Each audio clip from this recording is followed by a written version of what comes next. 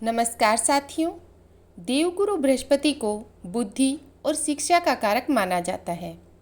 गुरुवार को बृहस्पति देव की पूजा करने से धन, विद्या, मान सम्मान, प्रतिष्ठा और कई अन्य मनोवांछित फलों की प्राप्ति होती है। धार्मिक ग्रंथों के अनुसार गुरुवार को भगवान बृहस्पति की पूजा का विधान है। गुरुवार के दिन व्रत और कथा सुनने से घर परिवार में सुख समृद्धि बनी रहती है। तो आइए अब सुनते हैं गुरुवार की व्रत कथा। प्राचीन समय की बात है। एक बड़ा प्रतापी तथा दानी राजा था। वह प्रत्येक गुरुवार को व्रत रखता तथा पुण्य करता था। यह बात उसकी रानी को अच्छी नहीं लगती थी।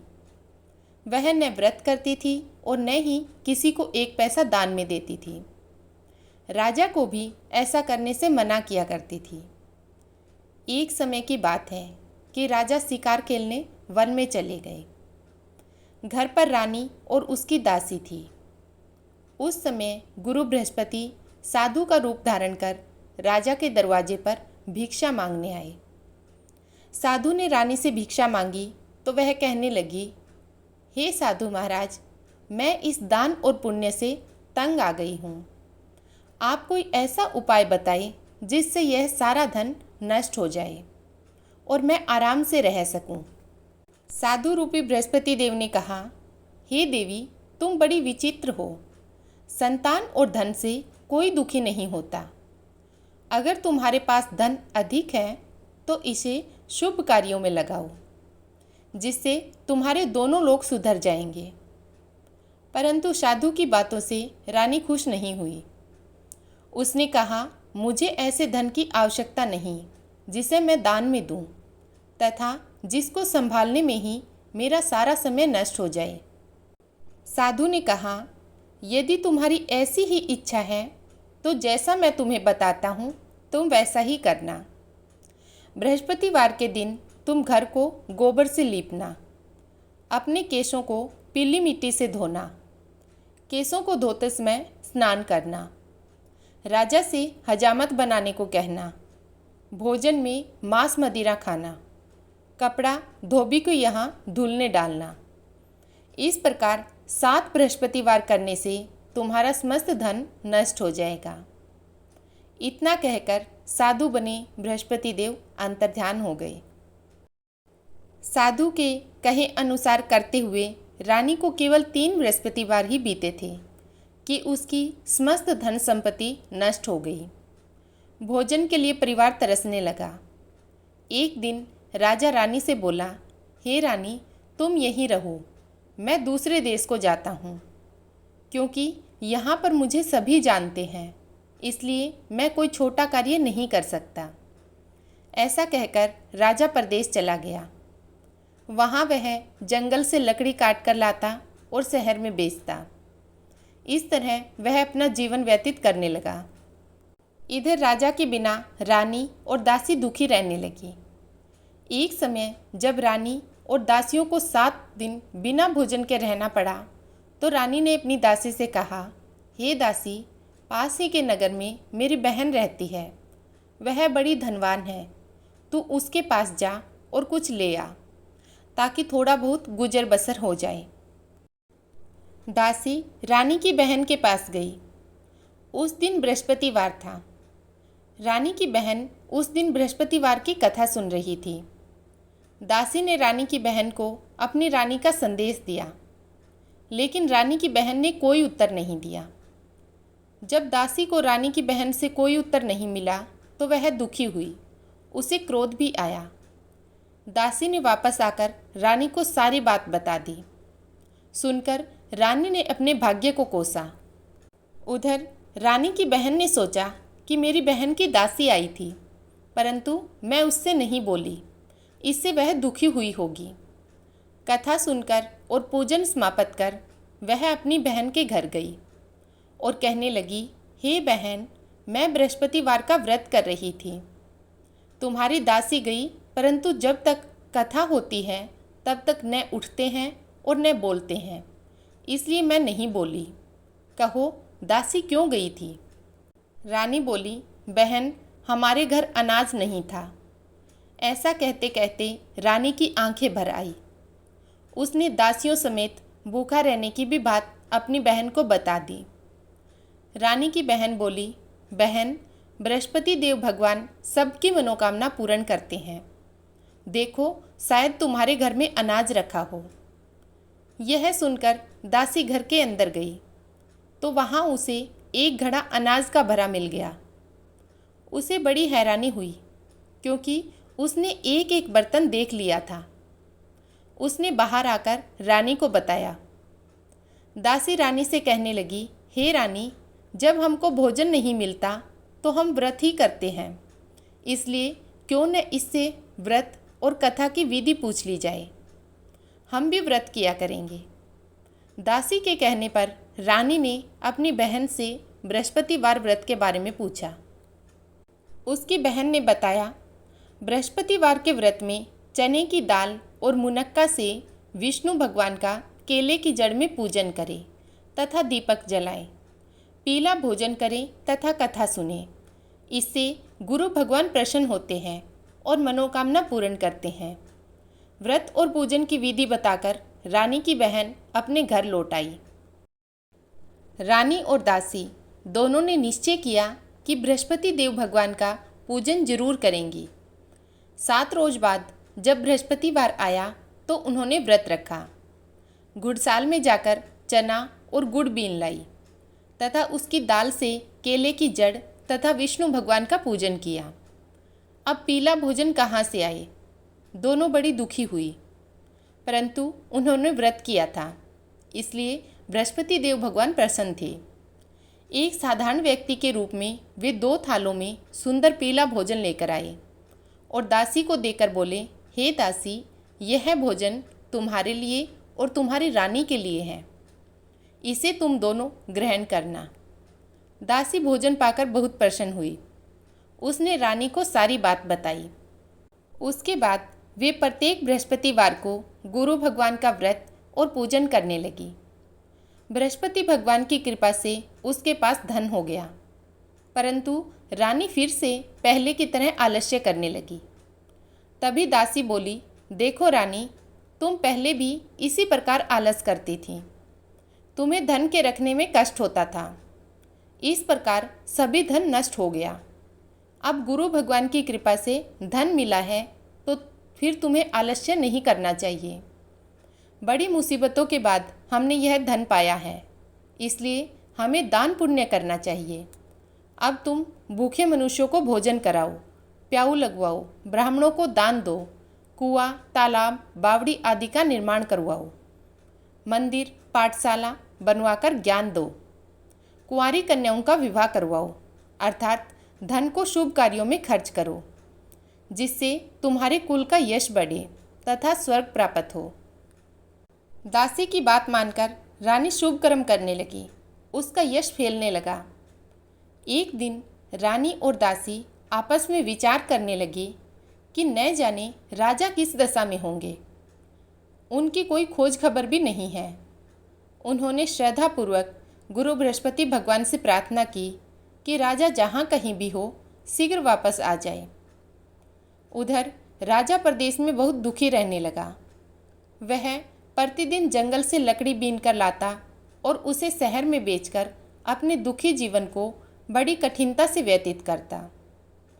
एक दिन दुखी हो अपनी पुरानी बातों को याद करके वह रोने लगा और उदास हो गया। उसी समय राजा के पास बृहस्पति देव साधु के वेश में आकर बोले, हे लकड़हारे, तुम इस सुनसान जंगल में किस चिंता में बैठे हो, मुझे बतलाओ। यह सुन राजा के नेत्रों से जल भर आया। साधु की वंदना कर राजा ने अपनी संपूर्ण कहानी सुना दी। महात्मा दयालु होते हैं। वे राजा से बोले, हे राजा, तुम्हारी पत्नी ने बृहस्पति देव के प्रति अपराध किया था, जिसके कारण तुम्हारी यह दशा हुई। अब तुम चिंता मत करो, भगवान तुम्हें पहले से अधिक धन देंगे। देखो, तुम्हारी पत्नी ने बृहस्पतिवार का व्रत प्रारंभ कर दिया है। अब तुम भी बृहस्पतिवार का व्रत करके चने की दाल व गुड़ जल के लोटे में डालकर केले का पूजन करो। फिर कथा कहो या सुनो। भगवान तुम्हारी सब कामनाओं को पूर्ण करेंगे। साधु की बात सुनकर राजा बोला, हे प्रभु, लकड़ी बेचकर तो इतना पैसा भई नहीं बचता जिससे भोजन के उपरांत कुछ बचा सकूं। मैंने रात्रि में अपनी रानी को व्याकुल देखा था। मेरे पास कोई साधन नहीं है जिससे उसका समाचार जान सकूं। फिर मैं कौन सी कहानी कहूं, यह भी मुझको मालूम नहीं है। साधु ने कहा, हे राजा, मन में बृहस्पति भगवान के पूजन व्रत का निश्चय करो। वे स्वयं तुम्हारे लिए कोई राह बना देंगे। बृहस्पतिवार के दिन तुम रोजाना की तरह लकड़ियाँ लेकर शहर में जाना। तुम्हें रोज से दुगुना धन मिलेगा, जिससे तुम भली भांति भोजन कर लोगे तथा बृहस्पति देव की पूजा का सामान भी आ जाएगा। जो तुमने बृहस्पतिवार की कहानी के बारे में पूछा है वह इस प्रकार है। प्राचीन काल में एक बहुत ही निर्धन ब्राह्मण था। उसके कोई संतान न थी। वह नित्य पूजा पाठ करता, लेकिन उसकी स्त्री न स्नान करती और न ही किसी देवता का पूजन करती थी। इस कारण ब्राह्मण देवता बहुत दुखी रहते थे। भगवान की कृपा से ब्राह्मण के यहाँ एक कन्या उत्पन्न हुई। कन्या बड़ी होने लगी। प्रातः स्नान करके वह भगवान विष्णु का जप करती।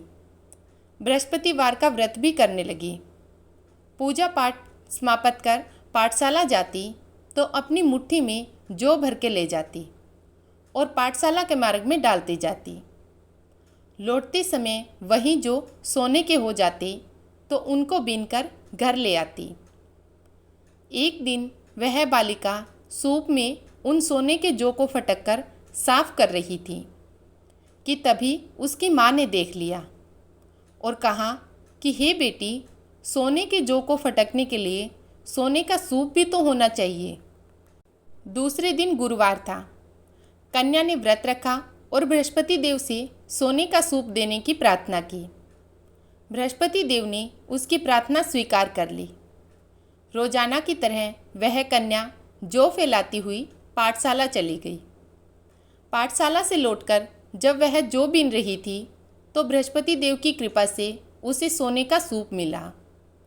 उसे वह घर ले आई और उससे जौ साफ करने लगी, परंतु उसकी माँ का वही ढंग रहा। एक दिन की बात है, कन्या सोने के सूप में जब जौ साफ कर रही थी, उस समय उस नगर का राजकुमार वहाँ से निकला। कन्या के रूप और कार्य को देखकर वह उस पर मोहित हो गया। राजमहल आकर वह भोजन तथा जल त्याग कर उदास होकर लेट गया। राजा को जब राजकुमार द्वारा अन्न जल त्यागने का समाचार ज्ञात हुआ तो अपने मंत्रियों के साथ वह अपने पुत्र के पास गया और कारण पूछा। राजकुमार ने राजा को उस लड़की के घर का पता बता दिया। मंत्री उस लड़की के घर गया। मंत्री ने ब्राह्मण के समक्ष राजा की ओर से निवेदन किया। कुछ ही दिन बाद ब्राह्मण की कन्या का विवाह राजकुमार के साथ संपन्न हो गया। कन्या के घर से जाते ही ब्राह्मण के घर में पहले की भांति गरीबी का निवास हो गया। एक दिन दुखी होकर ब्राह्मण अपनी बेटी से मिलने गया। बेटी ने पिता की अवस्था को देखा और अपनी माँ का हाल पूछा। ब्राह्मण ने सब हाल कह सुनाया। कन्या ने बहुत सा धन देकर अपने पिता को विदा कर दिया, लेकिन कुछ दिन बाद फिर वही हाल हो गया। ब्राह्मण फिर अपनी कन्या के यहाँ गया और सभी हाल कहा तो पुत्री बोली, हे पिताजी, आप माताजी को यहाँ ले आओ। मैं उन्हें वह विधि बता दूंगी जिससे गरीबी दूर हो जाएगी। ब्राह्मण देवता अपनी स्त्री को साथ लेकर अपनी बेटी के पास राजमहल पहुँचे तो बेटी ने अपनी माँ को समझाया कि हे माँ, तुम प्रातःकाल स्नान आदि करके विष्णु भगवान का पूजन करो तो सब दरिद्रता दूर हो जाएगी। परंतु उसकी माँ ने उसकी एक भी बात नहीं मानी। वह प्रातःकाल उठकर अपनी बेटी की बची जूठन को खा लेती थी। एक दिन उसकी बेटी को बहुत गुस्सा आया। उसने अपनी माँ को एक कोठरी में बंद कर दिया। प्रातःकाल उसे स्नान आदि करा के पूजा पाठ करवाया तो उसकी माँ की बुद्धि ठीक हो गई। इसके बाद वह नियम से पूजा पाठ करने लगी और प्रत्येक बृहस्पतिवार को व्रत करने लगी। इस व्रत के प्रभाव से मृत्यु के बाद वह स्वर्ग को गई। वह ब्राह्मण भी सुखपूर्वक इस लोक का सुख भोगकर स्वर्ग को प्राप्त हुआ। इस तरह कहानी कहकर साधु बने देवता अंतर्ध्यान हो गए। धीरे धीरे समय व्यतीत होने पर फिर बृहस्पतिवार का दिन आया। राजा जंगल से लकड़ी काटकर शहर में बेचने गया। उसे उस दिन और दिनों से अधिक धन मिला। राजा ने चना, गुड़ आदि लाकर बृहस्पतिवार का व्रत किया। उस दिन से उसके सभी कलेश दूर हो गए। परंतु जब अगले गुरुवार का दिन आया तो वह बृहस्पतिवार का व्रत करना भूल गया। इस कारण बृहस्पति भगवान नाराज हो गए। उस दिन उस नगर के राजा ने विशाल यज्ञ का आयोजन किया तथा अपने समस्त राज्य में घोषणा करवा दी कि सभी मेरे यहाँ भोजन करने आए, किसी के घर चूल्हा नहीं जलेगा। इस आज्ञा को जो न मानेगा उसको फांसी दे दी जाएगी। राजा की आज्ञा अनुसार राज्य के सभी वासी राजा के भोज में सम्मिलित हुए, लेकिन लकड़हारा कुछ देर से पहुंचा, इसलिए राजा उसको अपने साथ महल में ले गए। जब लकड़हारे को भोजन करा रहे थे तो रानी की दृष्टि उस खूंटी पर पड़ी जिस पर उसका हार लटका हुआ था। उसे हार खूंटी पर लटका दिखाई नहीं दिया। रानी को निश्चय हो गया कि मेरा हार इस लकड़हारे ने चुरा लिया है। उसी समय सैनिक बुलवाकर उसको जेल में डलवा दिया गया। लकड़हारा जेल में विचार करने लगा कि न जाने कौन से पूर्व जन्म के कर्म से मुझे यह दुख प्राप्त हुआ है, और जंगल में मिले साधु को याद करने लगा। तत्काल बृहस्पति देव साधु के रूप में प्रकट हो गए और कहने लगे, अरे मूर्ख, तूने बृहस्पति देवता की कथा नहीं की, उसी कारण तुझे यह दुख प्राप्त हुआ है। अब चिंता मत कर, बृहस्पतिवार के दिन जेल खाने के दरवाजे पर तुझे 4 पैसे पड़े मिलेंगे। उनसे तू बृहस्पतिवार की पूजा करना तो तेरे सभी कष्ट दूर हो जाएंगे। अगले बृहस्पतिवार को उसे जेल के द्वार पर 4 पैसे मिले। राजा ने पूजा का सामान मंगवाकर कथा कही और प्रसाद बांटा। उसी रात्रि में बृहस्पति देव ने उस नगर के राजा को सपने में कहा कि हे राजा, तूने जिसे जेल में बंद किया है उसे कल छोड़ देना, वह निर्दोष है। राजा प्रातःकाल उठा और खूंटी पर हार टंगा देखकर लकड़हारे को बुलवाकर क्षमा मांगी तथा राजा के योग्य सुंदर वस्त्र आभूषण भेंट कर उसे विदा किया। गुरुदेव की आज्ञानुसार राजा अपने नगर को चल दिया। राजा जब नगर के निकट पहुंचा तो उसे बड़ा ही आश्चर्य हुआ। नगर में पहले से अधिक बाग, तालाब और कुएं तथा बहुत सी धर्मशालाएं और मंदिर बने हुए थे। राजा ने पूछा कि यह किसका बाग और धर्मशाला है। तब नगर के सब लोग कहने लगे कि यह सब रानी और दासी द्वारा बनवाए गए हैं। राजा को आश्चर्य हुआ और गुस्सा भी आया कि उसकी अनुपस्थिति में रानी के पास धन कहाँ से आया होगा। जब रानी ने यह खबर सुनी कि राजा आ रहे हैं तो उसने अपनी दासी से कहा, हे दासी, देख, राजा हमको कितनी बुरी हालत में छोड़ गए थे। वह हमारी ऐसी हालत देखकर लौट न जाए, इसलिए तू दरवाजे पर खड़ी हो जा। रानी की आज्ञानुसार दासी दरवाजे पर खड़ी हो गई और जब राजा आए तो उन्हें अपने साथ महल में ले आई। तब राजा ने क्रोध करके अपनी तलवार निकाली और पूछने लगा कि बताओ, यह धन तुम्हें कैसे प्राप्त हुआ। तब रानी ने सारी कथा कह सुनाई। राजा ने निश्चय किया कि मैं रोजाना दिन में 3 बार कहानी कहा करूँगा और रोज व्रत किया करूँगा। अब हर समय राजा के दुपट्टे में चने की दाल बंधी रहती थी तथा दिन में 3 बार कथा कहता था। एक रोज राजा ने विचार किया कि चलो अपनी बहन के यहाँ हो आऊँ। इस तरह का निश्चय कर राजा घोड़े पर सवार हो अपनी बहन के यहाँ चल दिया। मार्ग में उसने देखा कि कुछ आदमी एक मुर्दे को लिए जा रहे थे।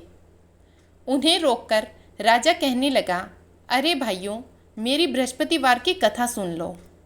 वे बोले, लो, हमारा तो आदमी मर गया, इसको अपनी कथा की पड़ी है। परंतु कुछ आदमी बोले, अच्छा कहो, हम तुम्हारी कथा भी सुनेंगे। राजा ने दाल निकाली और कथा कहनी शुरू कर दी। जब कथा आदि हुई तो मुर्दा हिलने लगा, और जब कथा समाप्त हुई तो राम राम करके वह मुर्दा खड़ा हो गया। राजा आगे बढ़ा, उसे चलते चलते शाम हो गई। आगे मार्ग में उसे एक किसान खेत में हल चलाता मिला। राजा ने उससे कथा सुनने का आग्रह किया, लेकिन वह नहीं माना। राजा आगे चल पड़ा। राजा के हटते ही बेल पछाड़ खाकर गिर गए तथा किसान के पेट में बहुत जोर से दर्द होने लगा। उसी समय किसान की माँ रोटी लेकर आई। उसने जब देखा तो उसने अपने बेटे से सब हाल पूछा। बेटे ने सभी हाल बता दिया। बुढ़िया दौड़ी दौड़ी राजा के पास पहुंची और उससे बोली कि मैं तेरी कथा सुनूंगी, तू अपनी कथा मेरे खेत में ही चलकर कहना। राजा ने लौटकर बुढ़िया के खेत पर जाकर कथा कही, जिसके सुनते ही बैल खड़े हो गए तथा किसान के पेट का दर्द भी बंद हो गया। राजा अपनी बहन के घर पहुंच गया। बहन ने भाई की खूब मेहमानी की। दूसरे रोज प्रातःकाल राजा जागा तो वह देखने लगा कि सब लोग भोजन कर रहे हैं। राजा ने अपनी बहन से जब पूछा कि ऐसा कोई मनुष्य है जिसने भोजन नहीं किया हो, जो मेरी बृहस्पतिवार की कथा सुन ले। बहन बोली, हे भैया, यह देश ऐसा ही है। यहाँ लोग पहले भोजन करते हैं, बाद में कोई अन्य काम करते हैं। फिर वह एक कुम्हार के घर गई, जिसका लड़का बीमार था। उसे मालूम हुआ कि उसके यहाँ 3 दिन से किसी ने भोजन नहीं किया है। रानी ने अपने भाई की कथा सुनने के लिए कुम्हार से कहा। वह तैयार हो गया। राजा ने जाकर बृहस्पतिवार की कथा कही, जिसको सुनकर उसका लड़का ठीक हो गया। अब तो राजा की प्रशंसा होने लगी। एक दिन राजा ने अपनी बहन से कहा, हे बहन, मैं अब अपने घर जाऊंगा, तुम भी तैयार हो जाओ। राजा की बहन ने अपनी सास से अपने भाई के साथ जाने की आज्ञा मांगी। सास बोली, हाँ चली जा, मगर अपने लड़कों को मत ले जाना, क्योंकि तेरे भाई के कोई संतान नहीं है। बहन ने अपने भाई से कहा, हे भैया, मैं तो चलूँगी, मगर कोई बालक नहीं जाएगा। अपनी बहन को भी छोड़कर दुखी मन से राजा अपने नगर को लौट आया। राजा ने अपनी रानी से सारी कथा बताई और बिना भोजन किए वह सैया पर लेट गया। रानी बोली, हे प्रभु, बृहस्पति देव ने हमें सब कुछ दिया है, वे हमें संतान अवश्य देंगे। उसी रात बृहस्पति देव ने राजा को सपने में कहा, हे राजा, उठ, सभी सोच त्याग दे, तेरी रानी गर्भवती है। राजा को यह जानकर बड़ी खुशी हुई। 9वें महीने रानी के गर्भ से एक सुंदर बेटा पैदा हुआ। तब राजा बोला, हे रानी, स्त्री बिना भोजन के रह सकती है, परंतु बिना कहे नहीं रह सकती। जब मेरी बहन आए तो तुम उसे कुछ मत कहना। रानी ने हाँ कह दी। जब राजा की बहन ने यह शुभ समाचार सुना तो वह बहुत खुश हुई तथा बधाई लेकर अपने भाई के यहाँ आई। रानी ने तब उसे आने का उल्हाना दिया। जब भाई अपने साथ ला रहे थे तब टाल गई। उसके साथ ने आई और आज अपने आप ही भागी भागी आई है। तो राजा की बहन बोली, भाई, मैं इस प्रकार न कहती तो तुम्हारे घर औलाद कैसे होती। बृहस्पति देव सभी कामनाएं पूर्ण करते हैं। जो सद्भावना पूर्वक बृहस्पतिवार का व्रत करता है एवं कथा पढ़ता अथवा सुनता है और दूसरों को सुनाता है, बृहस्पति देव उसकी सभी मनोकामनाएं पूर्ण करते हैं तथा सदैव उनकी रक्षा करते हैं। जो संसार में सद्भावना से गुरुदेव का पूजन एवं व्रत सच्चे हृदय से करते हैं, उसकी सभी मनोकामनाएं वैसे ही पूर्ण होती हैं जैसी सच्ची भावना से रानी और राजा ने बृहस्पति देव की कथा का गुणगान किया तो उनकी सभी इच्छाएं बृहस्पति देव जी ने पूर्ण की। अनजाने में भी बृहस्पति देव की उपेक्षा न करें, ऐसा करने से सुख शांति नष्ट हो जाती है। इसलिए सबको कथा सुनने के बाद प्रसाद लेकर जाना चाहिए। हृदय में उनका मनन करते हुए जयकारा बोलना चाहिए। जय बृहस्पति देव।